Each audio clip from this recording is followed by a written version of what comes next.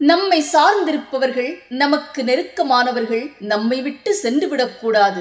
எப்போதும் அவர்களை பார்த்து கொண்டே இருக்க வேண்டும். அவர்கள் அன்பு நமக்கு கிடைத்துக் கொண்டே இருக்க வேண்டும். அவர்களுக்கு நம்மை பிடிக்கவில்லை என்றாலும் பரவாயில்லை, நாம் அவர்களுடன் இருக்க வேண்டும் என்ற ஒரே நோக்கத்திற்காக இன்று பல ஆண்களும் பெண்களும் அடிமைகளாக வாழ்ந்து வருகிறார்கள். அடிமையாக வாழ்ந்தாலும் பரவாயில்லை, அவர்கள் கொடுக்கும் அத்தனை கொடுமைகளையும் தாங்கி சமாளித்து அடிமைகளாக வாழ்ந்து கொண்டிருக்கிறார்கள். தேவன் சிருஷ்டித்த அத்தனைக்கும் மனிதனை ஆளுகை செய்வதற்காக ராஜாவாக படைத்தார் என்றால் நாம் சக மனிதனுக்கே அடிமையாக வாழ்ந்து கொண்டிருக்கிறோம். நாம் பாவத்திற்கு அடிமையாக வாழ்ந்துவிடக் கூடாது என்பதற்காகத்தான் இயேசு தன் இறுதி துளி ரத்தம் வரைக்கும் சிலுவையில் சிந்தி நம்மை பாவத்தின் அடிமைத்தனத்திலிருந்து மீட்டெடுத்தார். அந்த இயேசுவுக்கு மட்டுமே நாம் அடிமையாக இருக்க வேண்டும். துன்மார்க்க பாதையில் செல்லும் மனிதனுக்கு அடிமையாக இருந்தால் ஒரு நாள் சாத்தானுக்கு அடிமையாகி விடுவோம். கவனம்! எல்லோரும் உங்களுக்கு அறிவுரை சொல்லுவார்கள்.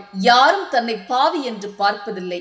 மற்றவர்களுக்கு முந்திரி கொட்டை போல் முந்தி அறிவுரை சொல்லுவார்கள். நீங்கள் அது தவறாக இருந்தாலும் கேட்டு அதை ஏற்றுக்கொண்டு அப்படியே நடக்க முயற்சி செய்யும் போது குனிய குனிய குட்டிக் கொண்டே இருப்பார்கள். அவர் என்னை விட்டு சென்று விடுவார் என சிந்தனை செய்து உங்களுக்குள் அழுது அவர்களை ஆதரித்து சென்றால் ஒரு நாள் உங்கள் மனம் உடைந்து போய்விடும். உங்கள் மனதை பரிசுத்த ஆவியானவர் மட்டுமே ஆளுகை செய்ய வேண்டும். அடிமைத்தனத்தின் ஆவி அல்ல. எல்லா மனிதனையும் தேவன் தன் சாயலில் பரிசுத்தமாகவே படைத்தார். சில மனிதர்கள் தேவனைப் போல் ஆக வேண்டும் என ஆசைப்படுகிறார்கள். சிலர் வக்கிரமாக மாறி இந்த உலகை ஆட்டி படைக்கிறார்கள். 24 மணி நேரமும் வேத வசனங்களை தியானித்து அவர் துதிகளை பாடி ஆராதித்து அவருக்கு அடிமையாக இருங்கள், மனிதனுக்கு அல்ல. உங்கள் கசப்பான சூழ்நிலையை தேவனின் திருப்பாதங்களில் சமர்ப்பணம் செய்து விடுங்கள்.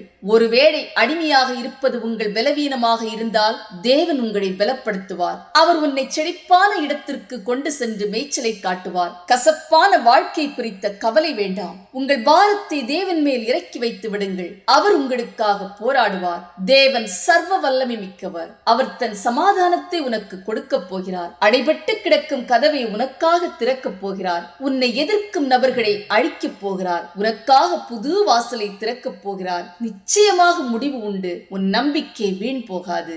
ஆமென்.